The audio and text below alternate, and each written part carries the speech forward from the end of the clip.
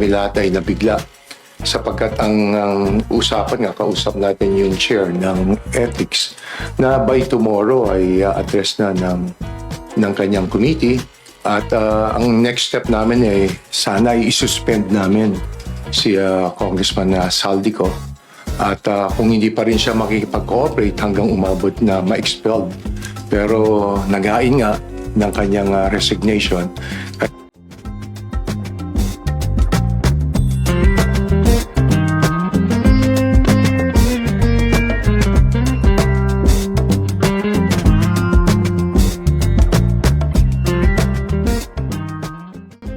Since naipahatid na po ni former Congressman Ko ang kanyang resignation, in effect, nawalan po ng jurisdiction ng Committee on Ethics. Kaso lang po, kahit na wala ng jurisdiction ang Committee on Ethics, hinihikayat rin po sana namin na harapin po niya ang mga kasong hinaharap niya dahil serious po ang mga allegations na ito.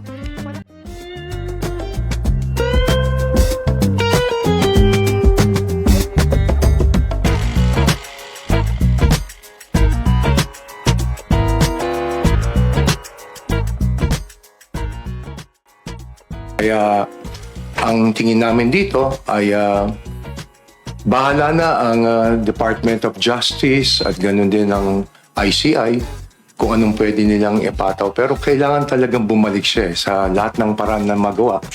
Dapat mapabalik siya at managutan siya sa mga issues laban kay Congressman Saldico.